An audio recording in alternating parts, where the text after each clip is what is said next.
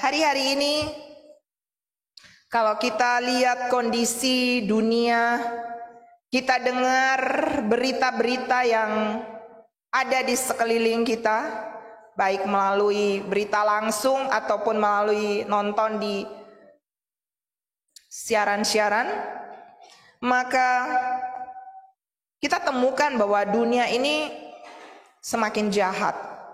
Ya, Bapak Ibu ya. Kenakalan-kenakalan, kejahatan-kejahatan yang wow. Masalah-masalah, goncangan-goncangan yang betul-betul membuat dunia semakin mencekam. Ada ancaman di mana-mana, ya. Orang membunuh orang seperti membunuh lalat. Belum lagi saudara lihat masalah-masalah goncangan dunia yang akhirnya membuat ribuan orang mendadak ketika gempa dan masalah-masalah itu datang. Dalam seketika orang-orang pergi meninggalkan dunia. Yang menjadi pertanyaan, semua orang pasti mati dengan cara apapun. Entah sakit, entah bencana, entah kecelakaan, bisa tiba-tiba menimpa seseorang. Dan semua kita punya kendaraan pulang itu berbeda-beda. Tapi bukan masalah semua akan mati. Tapi yang jadi masalah adalah setelah orang mengakhiri dunia ini, hidup di dunia ini, mereka kemana? Itu kan pertanyaan. Dan Bapak Ibu, kita sedang memasuki suatu musim yang ekstrim, ya. Alkitab berkata dalam Matius 24 ayatnya yang ke-12. Dan karena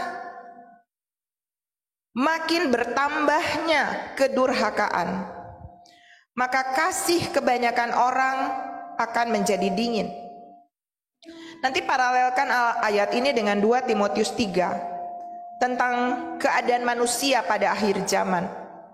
Dikatakan di sana bahwa pada hari-hari terakhir akan datang masa yang sukar. Manusia akan mencintai dirinya sendiri dan menjadi hamba uang. Mereka akan membual, menyombongkan diri, mereka akan menjadi pemfitnah, mereka akan berontak terhadap orang tua dan tidak tahu berterima kasih. Tidak mempedulikan agama, tidak tahu mengasihi, tidak mau berdamai, suka menjelekkan orang, tidak dapat mengekang diri, garang, tidak suka yang baik, suka mengkhianat, tidak berpikir panjang, berlagak tahu, lebih menuruti hawa nafsu daripada menuruti Allah. Secara lahiriah, mereka menjalankan ibadah mereka. Mereka Kristen, nama-namanya bahkan ada di Alkitab, ya, murid-murid Tuhan Yesus, rasul-rasul. Tapi Alkitab bilang bahwa secara lahiriah mereka menjalankan ibadah mereka. Tapi pada hakikatnya mereka memungkiri kekuatannya. Dan Alkitab berkata, jauhilah mereka itu. Saudara, kita sedang berada dalam situasi yang tidak menyenangkan.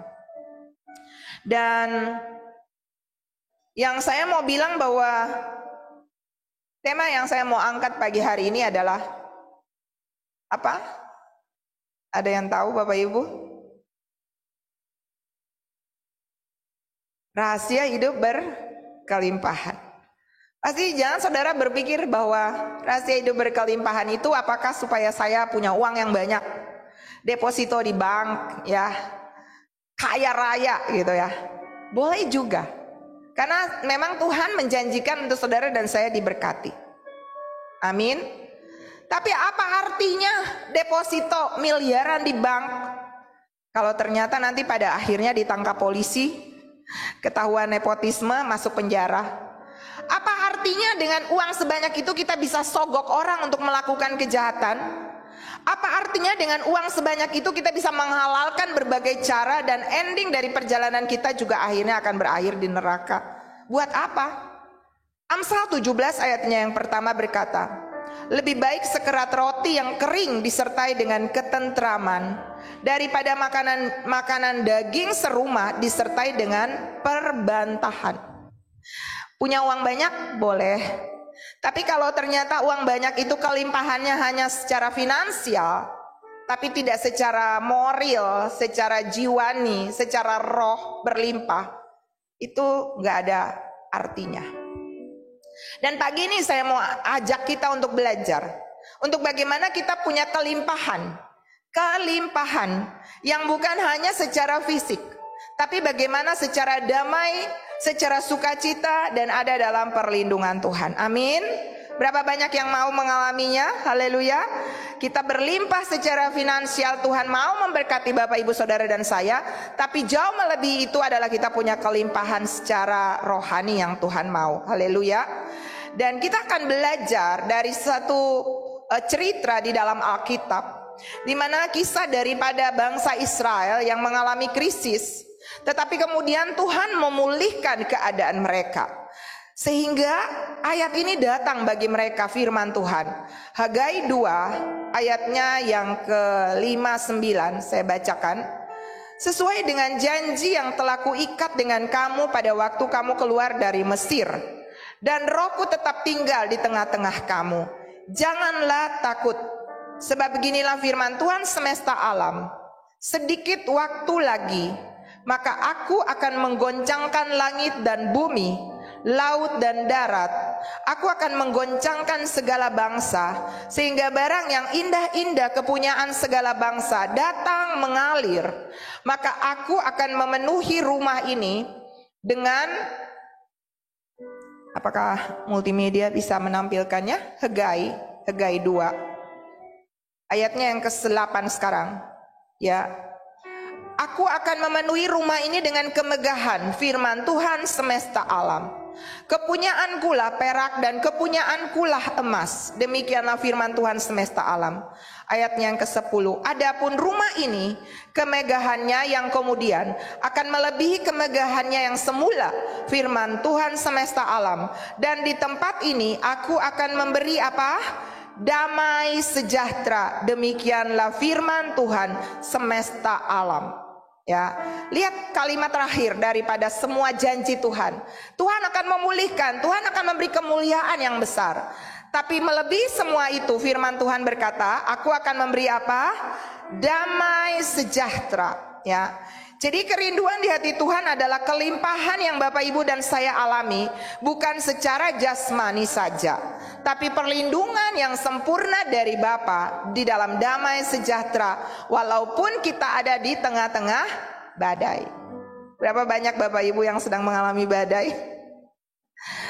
Mau mengalami kelimpahan damai sejahtera? Amin. Yesaya 26 ayatnya yang ketiga berkata, yang hatinya teguh, ku jagai dengan apa?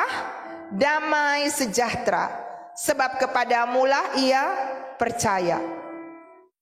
Jadi Bapak Ibu, hati kita perlu teguh, kokoh. Itu akan memberikan Tuhan, sehingga Tuhan akan menjadikan wasit, yaitu damai sejahtera, ya, untuk menjaga hati Bapak Ibu Saudara dan saya. Apa rahasia di balik berkat kelimpahan yang Tuhan kerjakan bagi umatnya? Ya, kita akan belajar pagi hari ini. Kalau Bapak Ibu dan saya percaya bahwa kita adalah umat. Umat itu sering disampaikan kalimat aslinya itu periosios. Milik kepunyaan Tuhan, harta kesayangan Tuhan, satu-satunya milik Tuhan. Wow. Bapak Ibu punya harta yang berharga, pasti disimpan dengan baik, pasti dijaga, pasti sering dibersihkan, dibangga-banggain. Nah, kalau kita adalah periosios, kita adalah milik kepunyaan Tuhan, bersiap-siaplah. Amin. Karena saudara akan mengalami yang namanya kelimpahan, perlindungan, damai sejahtera, sukacita, bahkan berkat-berkat yang akan terbaik. Alkitab berkata, ini kisah Bapak Ibu, ini terjadi di tahun 538 sebelum Masehi. Pada saat itu Tuhan menggerakkan hati Koresi, ya, untuk kembali dari pembuangan, ya, untuk membangun bait Allah. Nah, dikatakan di sini bahwa 15 tahun dibangun, ya, kita gereja bangunnya selama 7 tahun. Mengalami penundaan selama 7 tahun ya. Ini 15 tahun nggak kunjung selesai. Kenapa tidak selesai? Hari ini Tuhan mungkin sedang membangun rumah-rumah atau apa yang merupakan kerinduan di hati Bapak Ibu. Ada doa-doa yang mungkin saudara sedang naikkan kepada Tuhan dan belum kejawab-jawab. Mari kita belajar pagi ini ya. Bagaimana kita bisa menerima kelimpahan berkat yang mau Tuhan berikan. Sesungguhnya Tuhan sudah sediakan, tapi kita tinggal ambil. Tapi ini ada penghalang. Nah, kita belajar pagi ini ya Bapak Ibu ya. Apa rahasia untuk kita bisa menerima bagian yang menjadi janji Tuhan ya? Entah itu damai, sukacita, kesehatan ya, entah itu berkat, kelimpahan, bayar hutang, apapun itu. Mari kita belajar pagi hari ini karena firman Tuhan ya dan amin. Amin. Amin. Saudara mau mengalami kelimpahan, doa-doa dijawab, terobosan-terobosan terjadi, yang belum dapat jodoh mendapat jodoh, yang belum dapat rumah punya rumah. Yang saudara mau mengalami itu. Haleluya. Nah, kita belajar pagi hari ini. Kita lihat di dalam tadi kita sudah baca di dalam Hagai tadi ya. Janjinya itu ya dan amin. Tapi kita lihat Bapak Ibu, apa yang harus diperbaiki daripada tingkah kita untuk kita bisa menerima warisan yang Tuhan sudah siapkan. Yang pertama, kita lihat di sini, kita perlu punya prioritas hidup yang benar. Kita baca itu di dalam Hagai 1 ayatnya yang keempat. Dikatakan di sana bahwa apakah sudah tiba waktunya bagi kamu untuk mendiami rumah-rumahmu yang dipapani dengan baik, sedang rumah ini tetap menjadi reruntuhan. Oleh sebab itu beginilah firman Tuhan semesta alam. Perhatikanlah keadaanmu.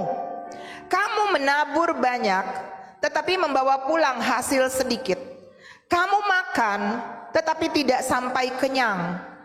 Kamu minum, tetapi tidak sampai puas. Kamu berpakaian, tetapi badanmu tidak sampai panas. Dan orang yang bekerja untuk upah, ia bekerja untuk upah yang ditaruh dalam pundi-pundi yang berlobang. Wow. Ini berbicara tentang apa? Ini berbicara tentang fokus yang salah, prioritas yang salah, ya. Dikatakan lalu Tuhan berkata, jadi mereka ini tidak memprioritaskan membangun rumah Tuhan, bait Allah, melebihi membangun hal-hal jasmani, ya. Dan apakah rumah Allah itu? Kalau di dalam perikop ini adalah bangunan rumah Tuhan. Tapi 1 Korintus 6 ayatnya yang ke-19 berkata, atau tidak tahukah kamu bahwa tubuhmu adalah bait Roh Kudus yang diam di dalam kamu, Roh Kudus yang kamu peroleh dari Allah, dan bahwa kamu bukan milik kamu sendiri. 1 Korintus 3 ayat 16 berkata, tidak tahukah kamu bahwa kamu adalah bait Allah, dan bahwa Roh Allah diam di dalam kamu? Jika ada orang yang membinasakan bait Allah, maka Allah akan membinasakan dia. Sebab bait Allah adalah kudus, dan bait Allah itu ialah kamu. Betapa sering kita terlalu sibuk, terdistraction dengan hal-hal jasmani, kumpul duit, tapi kita lupa membangun bait Allah ini. Material-material yang kita perlukan untuk membangun bait Allah ini, itu bukan material semen, paku, duit di bank, bukan. Tapi material yang dibutuhkan untuk membangun bait Allah ini adalah apa? Material ilahi yang saudara dan saya dapat melalui Yesus tinggal di dalam kita. Visi gereja lokal ini adalah have Jesus live in us. Dan ketika Tuhan Yesus tinggal di dalam Bapak Ibu saudara dan saya, maka kita adalah bait Allah. Roh Kudus tinggal di dalam kita. Buahnya kalau Yesus tinggal di dalam saudara, saudara harus bangun kehidupan rohanimu ke arah Tuhan, bersama Tuhan. Dan yang harus terpancar dari kehidupan yang dibangun adalah adanya buah roh, kasih, sukacita, damai sejahtera, kesabaran, kesetiaan, kelemah lembutan, penguasaan diri, kebaikan. Ini adalah hal-hal yang saudara dan saya perlu bangun. Dan itu hanya bisa dibangun ketika saudara punya yang namanya quality time dengan Tuhan. Untuk membangun tubuh secara jasmani kita butuh makanan. Tapi tubuh manusia bait Roh Kudus ini bukan cuma jasmani, tapi ada unsur yang namanya rohani. Kita makan nasi, tempe, tahu, ikan, kita kenyang, ya. Tapi roh kita masih lapar. Tapi ketika kita mengizinkan firman Tuhan datang, kita membangun roh kita dengan datang mendengar firman Tuhan. Apa yang sedang Bapak Ibu Saudara lakukan pagi ini? Duduk mendengarkan firman Tuhan. Ini bentuk Bapak Ibu Saudara dan saya sedang membangun rumah rohanimu. Material-material Tuhan sedang Bapak Ibu izinkan untuk ditata di dalam kehidupanmu. Apalagi yang kita sedang bangun? Ketika kita melakukan satu pelayanan, tindakan-tindakan rohani menolong orang lain, ketika kita menjadi orang-orang yang tidak egosentris seperti 2 Timotius 3 tadi, tapi kita melakukan apa yang menjadi kehendak Tuhan, maka saudara dan saya sedang membangun rumah rohanimu. Bukan saja selama kita ada di muka bumi, tapi sampai kepada kekekalan. Bangunan yang kita bangun ini, rumah Bapak Ibu yang ada di rumah, Alkitab berkata satu waktu nanti akan roboh. Bumi yang saudara dan saya tinggali satu waktu nanti hilang lenyap. Tapi rumah yang Bapak Ibu Saudara dan saya investasikan, mulai dari kita ada di muka bumi, mulai dari rohani kita, tubuh kita, yang kita isi terus dengan firman, perbuatan-perbuatan kebenaran, maka saudara sedang membangun rumahmu yang kekal. Amin. Amin. Dikatakan di sana bahwa Tuhan mau, ayatnya yang ke-7 daripada Hagai 2 tadi. Beginilah firman Tuhan semesta alam, perhatikanlah keadaanmu, check and recheck. Kenapa ya? Aku masih suka kekurangan. Kekurangan itu biasa aja. Tapi bagaimana dengan damaimu? Kok sering gak ada damai? Kok sering gak ada sukacita? Hidupku gak bertumbuh-tumbuh. Aku begini aja dulu, sekarang, dan selama-lamanya. Check and recheck Bapak Ibu. Tuhan katakan perhatikan keadaanmu, ayat yang ke-8. Jadi naiklah ke gunung, bawalah kayu, dan bangunlah rumah itu. Rumah yang mana? Bait suci, tubuh Bapak Ibu Saudara dan saya. Jangan kotori, jangan hancurkan dengan dendam, dengan benci, dengan iri hati, dengan amarah, dengan persinahan, dengan percabulan, dengan pembunuhan, dengan kesombongan. Itu hal-hal yang menghambat bangunan rumah rohani Bapak Ibu Saudara dan saya. Tuhan bilang naiklah ke gunung. Gunung itu apa? Gunung itu tempat tinggi, tempat hadirat Tuhan. Tema tahun ini berlari dan terbang dengan cepat. Raja Wali sering disampaikan adalah unggas yang suka dengan ketinggian. Bahkan ketika dia menghadapi musuh, dia gak bertarung di tempatnya musuh, tapi dia bawa ke ketinggian, dan di sana musuh itu mati sendiri. Apa maksudnya? Saudara dan saya sedang menghadapi berbagai masalah persoalan di muka bumi ini. Jangan atasi dengan cara manusia, tapi pakai cara Tuhan. Dan itu hanya didapat dengan ketika kita membangun lebih banyak hubungan dengan Tuhan. Berapa waktu yang Bapak Ibu Saudara dan saya habiskan 24 jam sehari? Apakah lebih banyak waktu yang kita pakai untuk mengisi hal-hal jasmani kita, memuaskan hal-hal yang menjadi bangunan jasmani saja? Ataukah kita membangun bait Allah? Dikatakan aku akan berkenan kepadanya dan akan menyatakan kemuliaanku di situ, firman Tuhan. Wow. Saudara mau mengalami ini? Mulailah fokus prioritas yang benar. Haleluya. Bahkan Tuhan berkata, ayatnya yang ke-9, kamu mengharapkan banyak. Ini akibat kalau kita nggak fokus untuk membangun rumah rohani. Kamu mengharapkan harap banyak, tapi hasilnya sedikit. Dan ketika kamu membawanya ke rumah, aku menghembuskannya. Oleh karena apa? Demikianlah firman Tuhan semesta alam. Oleh karena rumahku yang tetap menjadi reruntuhan, sedang kamu masing-masing sibuk dengan urusan rumahnya sendiri. Itulah sebabnya langit menahan embunnya dan bumi menahan hasilnya. Dan aku memanggil kekeringan datang ke atas negeri, ke atas gunung-gunung. Wow, ngeri ya Bapak Ibu. Ke atas gandum, ke atas anggur, ke atas minyak, ke atas segala yang dihasilkan tanah, ke atas manusia dan hewan, dan ke atas segala usaha. Mari pagi ini kita coba cek dan recheck. Dalam hidup keluarga kita, dalam bisnis kita, dalam pekerjaan kita, dalam pelayanan kita. Kalau kita sepertinya mengalami kekeringan, kita menabur tapi kita nggak bawa pulang hasil. Kita seperti menaruh, kata firman, di dalam pundi-pundi yang berlubang. Dan ketika kita bawa pulang, Tuhan bahkan menghembuskannya. Cek dan recheck fokus saudara. Apakah selama ini Anda lebih fokus untuk yang penting saya dan saya dan saya? Bukan tentang apa yang Tuhan mau, tapi apa yang saya mau. Kadang kita bisa tertipu bahkan di dalam pelayanan dengan talenta-talenta yang Tuhan percayakan kepada kita. Apakah kita pakai itu untuk apa yang Tuhan mau dan bukan yang saya mau? Yang pasti untuk saudara tahu bahwa ini adalah yang Tuhan mau, maka saudara akan menjadi berkat, membawa kemuliaan Tuhan dan jadi berkat bagi orang lain. Amin.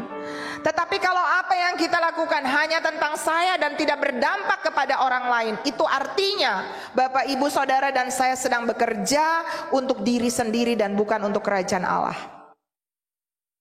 Solusi untuk Bapak Ibu dan saya kembali membangun yang Tuhan mau adalah takut akan Tuhan.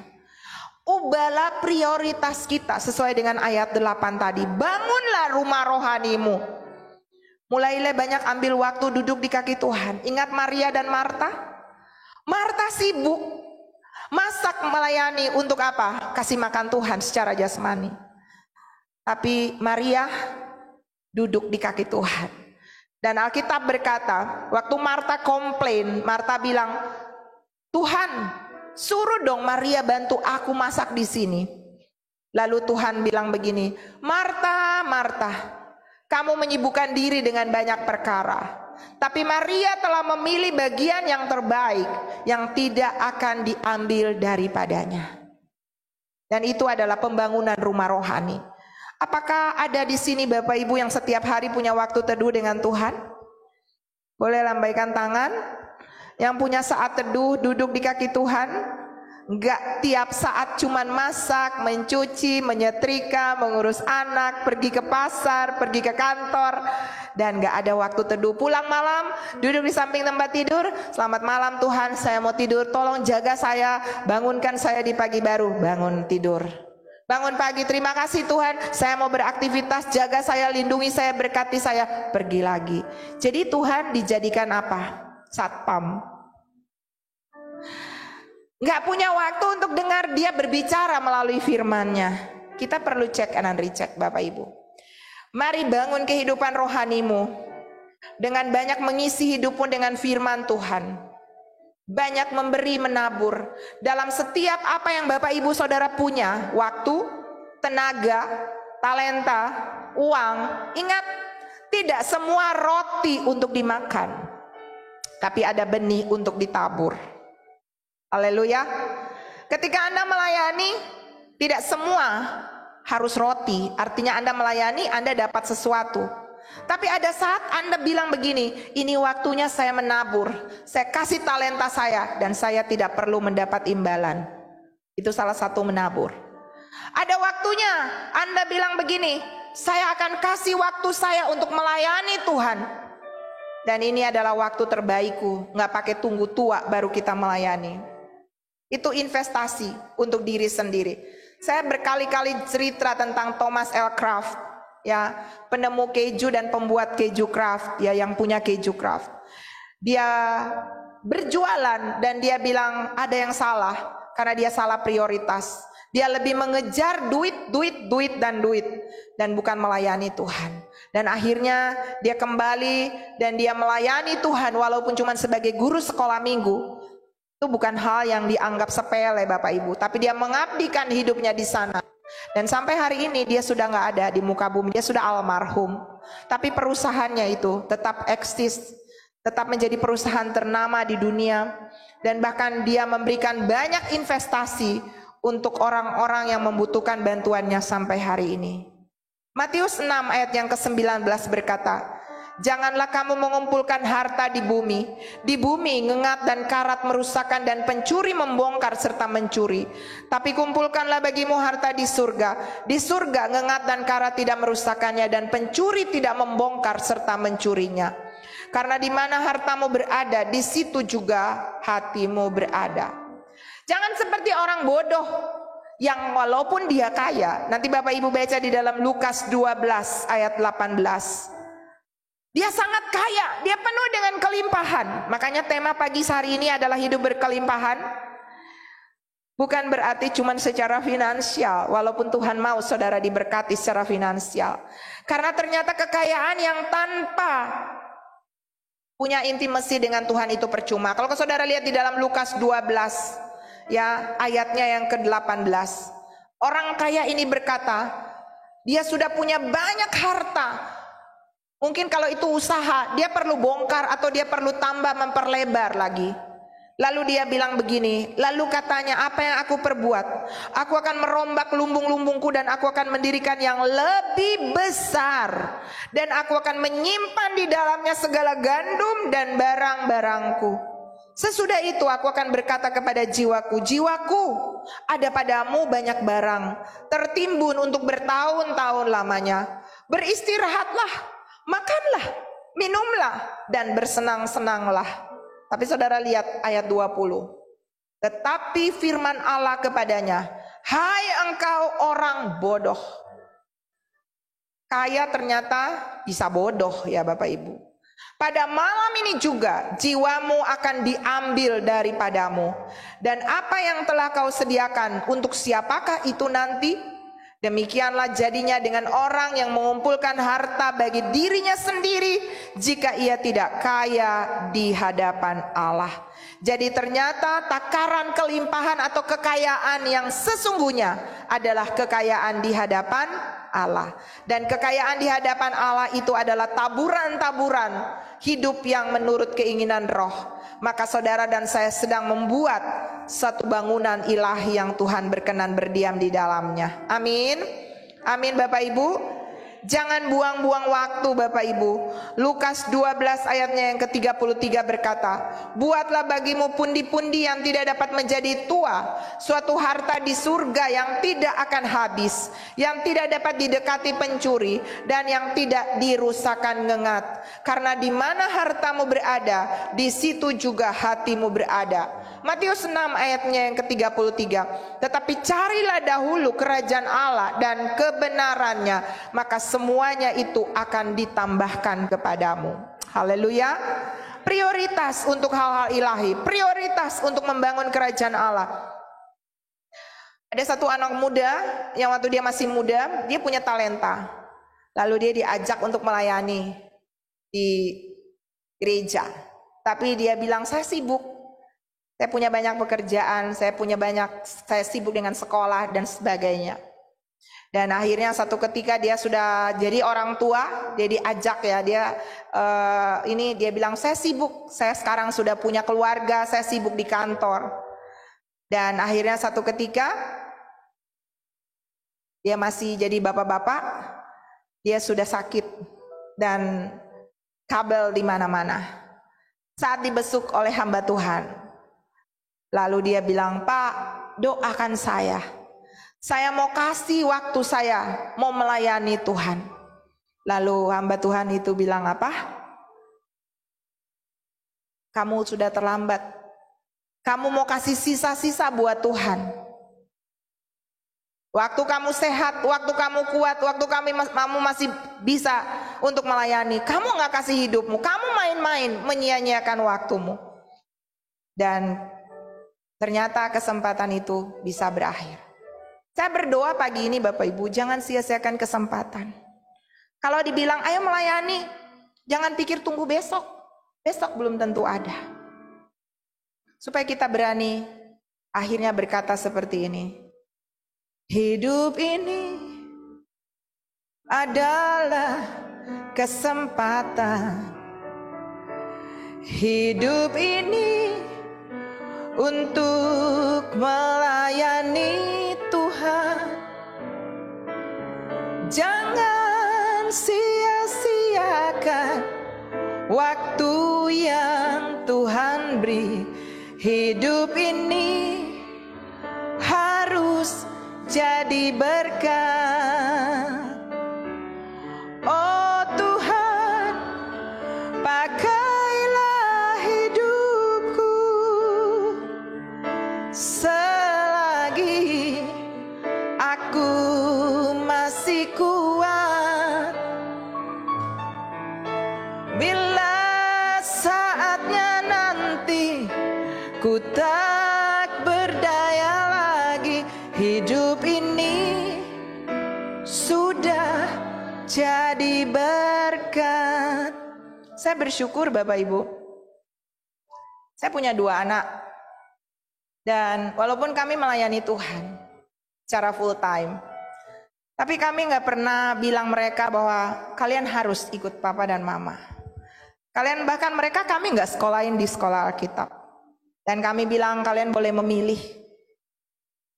Di sekuler pun kalau itu melayani Tuhan bisa. Tapi satu waktu Tuhan bicara khusus di hati anak saya, khususnya yang perempuan. Dan dia ditawarkan untuk apply di tempat magangnya yang cukup bagus perusahaannya ya. Tapi saya bilang terserah adik, boleh memilih. Dan dia bilang begini, ketika dia pengen belajar untuk hal-hal administrasi, tapi Tuhan taruh di hati dia begini, aku nggak mau kasih sisa-sisaku untuk Tuhan mama. Aku sedang segar dengan ilmu, dengan kemampuan, dengan tenaga kesehatanku sekarang. Dan aku gak mau tunggu nanti. Aku puas-puas dulu kerja di sana luar, baru aku kasih hidupku kepada Tuhan. Saya dan suami saya nangis, karena kita gak pernah mengatakan kamu harus begini, begini, dan begini. Tapi saudara tahu, itu bagian daripada keputusan saya ketika saya lulus kuliah dulu. Saya punya kesempatan untuk kembali ke dunia sekuler. Tapi di satu malam misi di Batu Malang, ketika ditantang, kamu mau melayani dengan apa? Uang, doa, atau semua talenta kamu? Saya kasih 2, uang dan doa. Tapi waktu saya pergi mengumpulkan formulir itu di tengah jalan, Roh Kudus kelitik hati saya. Cuman itu yang kamu punya? Saya nangis. Dan saya tahu itu panggilan Tuhan buat saya. Saya bilang, Tuhan, ini hidup saya. Gak ada yang lebih baik yang saya bisa kasih buat Tuhan. Talenta saya juga Tuhan punya. Kesehatan saya juga Tuhan punya. Kalau nanti satu saat saya diberkati, itu uang Tuhan punya. Yang punya satu-satunya yang Tuhan kasih adalah hidup saya. Saya mau kasih Tuhan hidup saya. Dan saya putuskan untuk saya melayani Tuhan sepenuh waktu. Walaupun waktu itu saya masih kuliah. Tapi akhirnya Tuhan tuntun saya sehingga saya bisa melayani sepenuh waktu. Bukan jalan tol untuk pilihan itu. Ada banyak tantangan, ada banyak masalah, kepengen menyerah. Tapi karena itu pilihan. Alkitab berkata, bukan kamu yang memilih aku, tapi aku yang memilih kamu. Itu pilihan. Tidak juga Bapak Ibu lalu saya bilang, ayo semua full time. Enggak. Itu pilihan Tuhan. Kalau Tuhan memanggil, banyak yang terpanggil, tapi sedikit yang terpilih. Saya bersyukur saya masuk dalam pilihan Tuhan. Dan ketika anak-anak saya bilang, kita juga mau melayani Tuhan. Itu suatu anugerah terbesar, karena tahu prioritas yang Tuhan mau dalam kehidupan mereka. Bapak Ibu, di dunia marketplace, di dunia di mana Bapak Ibu sedang ada sekarang. Bukan berarti Bapak Ibu tidak bisa membangun rumah rohanimu di sana. Dengan pekerjaanmu yang excellent, Daniel ada di dunia pemerintahan, Yusuf ada di dunia pemerintahan, tapi mereka bekerja dengan excellent, dan orang-orang pemerintahan melihat Yesus melalui kehidupan mereka. Membangun rumah rohani artinya membangun hal-hal ilahi, hal-hal rohani melalui pekerjaanmu, tanggung jawabmu, sehingga dunia tercengang dan melihat, wow, memang dia anak Tuhan. Jangan sebaliknya, kita kaya, punya uang, punya posisi, tapi kita pakai untuk mempermalukan nama Tuhan. Namanya Petrus, namanya David, namanya Yohanes, tapi melakukan hal-hal yang mempermalukan nama Tuhan. Membunuh, mencuri, melakukan hal-hal yang gak benar. Itu kita sedang mempermalukan Tuhan. Haleluya, amin. Yang pertama, punya prioritas. Yang kedua, Bapak Ibu, kita perlu menguatkan hati dan fokus kepada Tuhan. Jangan fokus kepada masalah. Ketika mereka menghadapi yang namanya rumah rohani yang belum selesai, mereka gak fokus ke situ, tapi mereka fokus kepada Tuhan dan menjadi tidak takut. Hagai 2 ayat 3-5 berkata, jangan takut.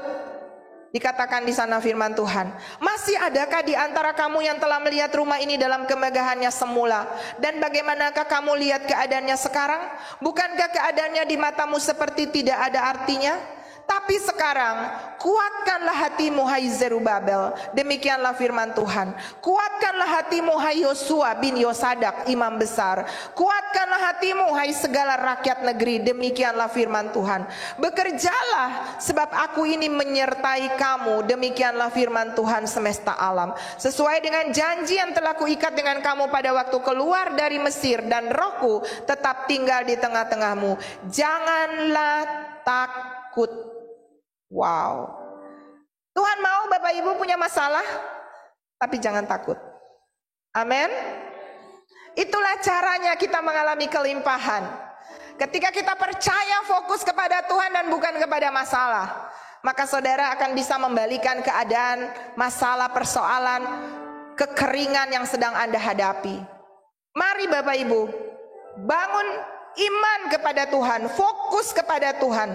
Dan janji tadi di dalam Hagai 2 ayat 7, 8 dan 9 yang saya baca tadi, itu akan menjadi milik kita, hidup di dalam kelimpahan sebagai orang-orang benar yang percaya, beriman dan fokus kepada Tuhan. Amin. Kalau sekarang kita sedang diuji, kita sedang dimurnikan, ingat, itu semua adalah sebuah latihan untuk saudara mengalami yang namanya kelimpahan dari Tuhan. Bukan cuma sekarang, tapi sampai kepada kekekalan. 2 Korintus 4 ayatnya yang ke-17, Roma 8 ayatnya yang ke-18.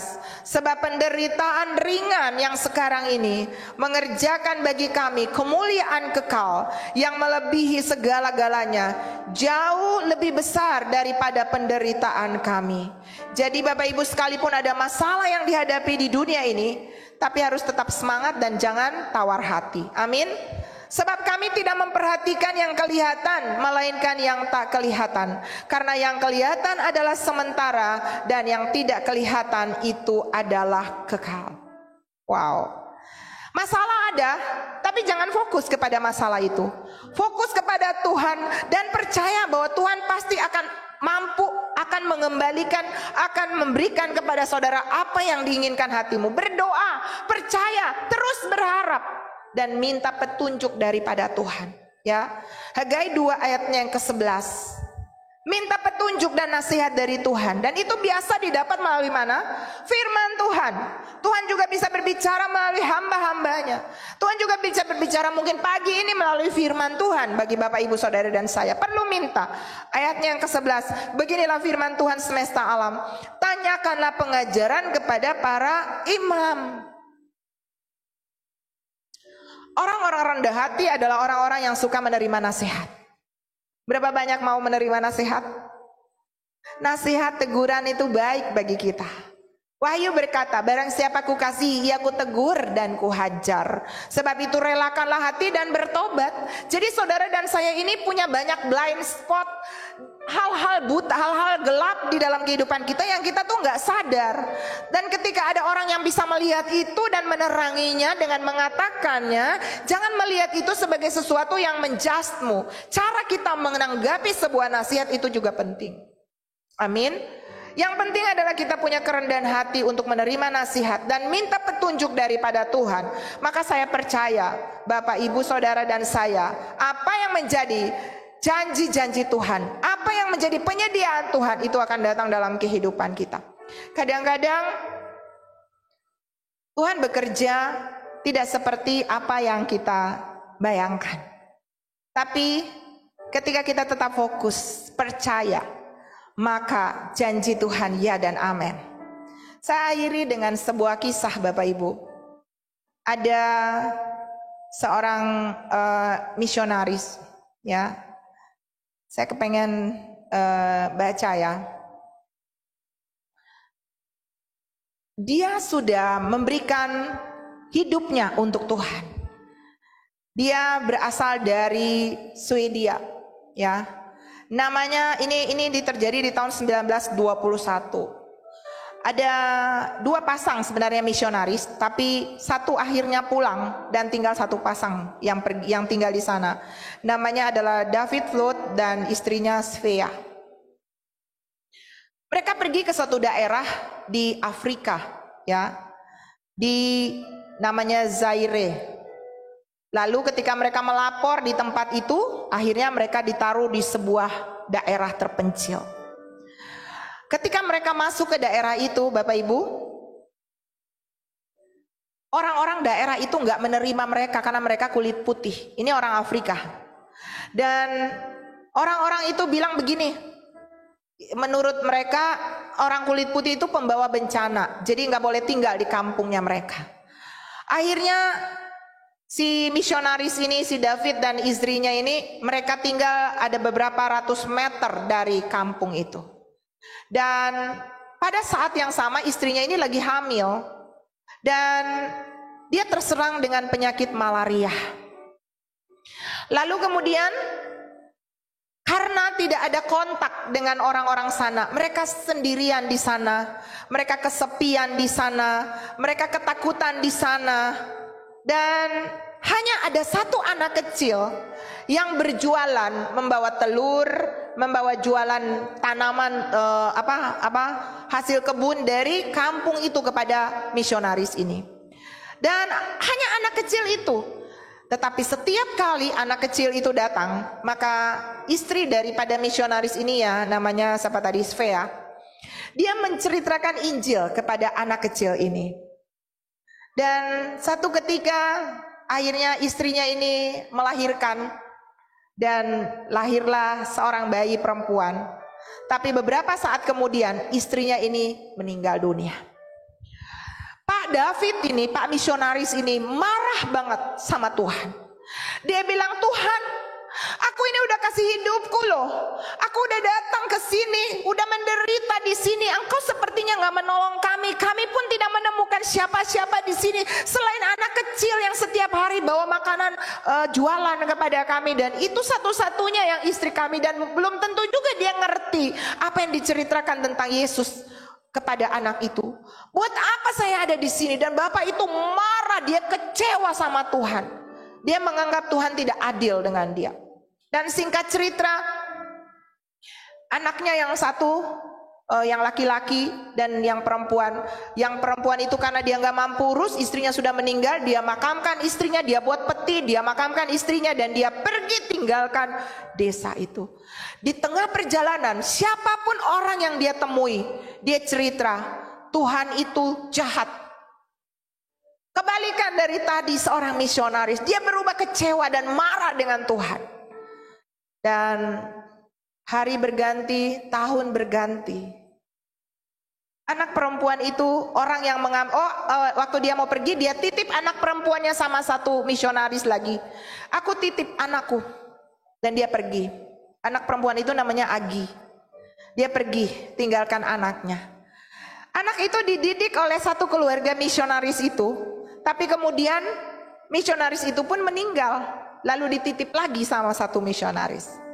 Tapi singkat cerita, tahun berganti tahun, anak itu tumbuh menjadi gadis remaja yang cinta Tuhan dan melayani Tuhan. Dia bertemu dengan seorang misionaris juga, laki-laki yang akhirnya menjadi direktur di sebuah sekolah Alkitab ternama. Tapi saudara tahu yang lebih sangat luar biasa. Satu waktu terdengarlah berita tentang satu perkembangan yang luar biasa. Sebenarnya saya pengen baca tapi ini agak panjang ya. Di daerah yang dulu di misionaris itu pernah ada di Kongo tadi. Dan saudara tahu, dia menemukan sebuah koran, yang di koran itu menulis nama ibunya dan kuburan ibunya yang ada tanda salib merah di atasnya di koran itu.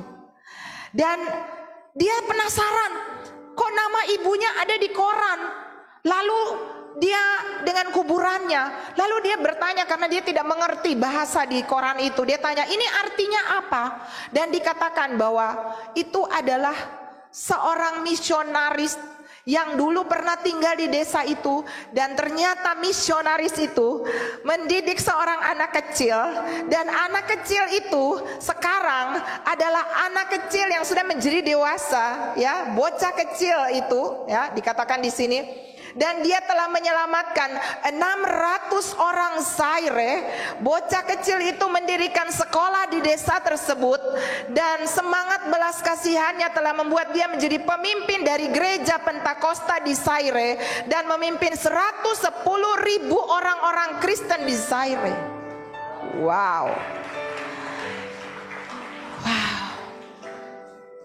Saya baca kisah ini tuh saya nangis, saudara. Lalu Anggi mulai berusaha untuk mencari tahu di mana orang itu berada. Dan alhasil dia pergi dan dia bertemu dengan anak muda ini yang sedang melakukan sebuah KKR besar. Setelah dia selesai, dia turun dan Anggi bilang, siapa kamu? Dia pengen tahu tentang keberadaan anak muda ini. Lalu anak muda itu bilang begini, dia sebutkan namanya, dan dia bilang, saya anak kecil yang dulu menerima Injil dari mama si ini Agi, dari seorang misionaris yang bernama Svea. Dan dia punya anak kecil yang lahir namanya Anggi, tapi dia pergi meninggalkan desa kami. Dan semangat Injil yang dibagikan Svea, walaupun dalam keadaan menderita karena demam malaria, dan dia melahirkan seorang putri, tapi saya tidak tahu di mana putri itu berada. Lalu Anggi bilang begini, sayalah Anggi. Singkat cerita mereka berpelukan, dan dia bilang, saya sangat berterima kasih buat mama kamu, karena dari mama kamu saya tahu keselamatan, dan dari mama kamu saya sekarang punya semangat misi, dan saya menginjil desa saya, dan sudah ratusan ribu orang yang mengikuti Yesus. Saya punya sekolah-sekolah Alkitab yang dibuka di sana. Wow, saudara, wow, nggak ada yang hilang kalau kita berikan buat Tuhan. Singkat cerita, Anggi ini mencari tahu di mana papanya. Dan akhirnya dia bertemu dengan kakaknya. Kakaknya juga kecewa berat, kepahitan dengan Tuhan. Tapi dia bilang, Tuhan baik. Ketika dia bertemu dengan papanya bilang, jangan bicara tentang Tuhan buat saya. Papanya sudah stroke, sudah menderita, matanya sudah kabur, sudah 70 tahun lebih. Lalu Anggi bilang bahwa, Papa, saya adalah Anggi. Lalu papanya bilang, iya, Papa minta maaf karena Papa tidak bisa menjaga kamu, jadi Papa titip kamu kepada orang lain. Lalu Anggi bilang begini, Papa gak perlu menjaga saya, karena Tuhan yang pelihara saya. Wow. Dan ketika papanya bilang, Papa benci dengan desa yang dimana papanya pernah ada. Lalu Anggi bilang begini, Papa perlu dengar cerita ini. Dan dia cerita tentang misionaris kecil pendeta kecil yang dididik oleh papa mamanya ketika mereka ada di desa itu, dan sekarang sudah menjadi seorang hamba Tuhan besar yang dipakai dengan luar biasa. Lalu papanya terkejut dan papanya bertobat, dan di akhir hidup papanya bilang, Tuhan itu baik. Wow. Apa yang saya mau bilang kepada Bapak Ibu? Setetes keringat, air mata yang Anda kasih buat Tuhan, itu investasi yang akan membuat Anda mengalami kelimpahan. Saya yakin bukan cuma sampai di situ kelimpahan yang dia alami oleh si Anggi, tapi dia punya rumah di surga. Ada seorang hamba Tuhan yang mengalami near death experience, dan dia melihat ada orang-orang di surga yang tinggal seperti di kandang ayam, ada yang tinggal tanpa rumah, tapi ada yang punya rumah-rumah besar. Dan ternyata orang-orang yang punya rumah-rumah besar adalah orang-orang yang melakukan investasi selama dia ada di muka bumi. Dia memberi hidupnya untuk melayani Tuhan, melayani pekerjaan Tuhan, melakukan apa yang menjadi kehendak Tuhan. Saya berdoa pagi hari ini Bapak Ibu, biarlah kita menjadi orang-orang Kristen yang tidak sekedar membangun hal-hal jasmani, makan, minum, pakai, duit, dapat, kerja, puas, punya jodoh, pulang, lupa lagi. Tapi yang saya mau adalah setiap hari ada materialmu yang engkau kirim ke dalam kekekalan. Dan apa yang saudara dan saya sedang doakan, saya yakin dan seyakin-yakinnya, ini adalah kesempatan Anda untuk menjadi berkat dimanapun saudara dan saya berada. Itulah kelimpahan, itulah hati seluas samudra, amin. Itulah hal-hal yang besar, sehingga apa yang belum pernah saudara lihat dengan mata, belum pernah dengar dengan telinga, belum pernah timbul di dalam hati, Tuhan siapkan bagi yang mengasihi Dia. Saya mau berdoa kepada Bapak Ibu pagi hari ini. Bapak Ibu yang selama ini mungkin terlalu banyak sibuk dengan hal-hal jasmani, lupa membangun hal-hal rohani. Mari pemusik, mulailah untuk tidak hanya bekerja untuk perut. Mulailah untuk memakai waktu, tenagamu bukan hanya untuk mendapat sesuatu, tapi mulailah berpikir untuk apa yang saya punya, talenta ini, saya mau tabur, saya mau memberi tanpa saya dapat apa-apa secara fisik, tanpa pujian, tanpa bayaran, tapi untuk Tuhan. Tuhan, aku berdoa, hamba selesai, tapi Roh Kudus jangan pernah berhenti bicara di hati kami. Tolong kami untuk kami tidak salah fokus. Kami tahu bahwa hidup ini cuma sementara. Kami tidak mempergunakan hari-hari kami untuk kepentingan kami saja, tapi bagaimana kami fokus kepada kepentingan Tuhan, sehingga semua yang kami jalani ini Tuhan disenangkan. Roh Kudus, infuskan kekekalan ke dalam hati kami. Kalau pagi ini ada Bapak Ibu yang ada di sini, bahkan yang ada di Zoom, yang ada di Facebook yang bilang, saya mau membangun rumah Tuhan, saya mau fokus membangun rumah Tuhan, bait Allah yaitu diri saudara. Itu saudara, ini keputusan, angkat tangan kepada Tuhan.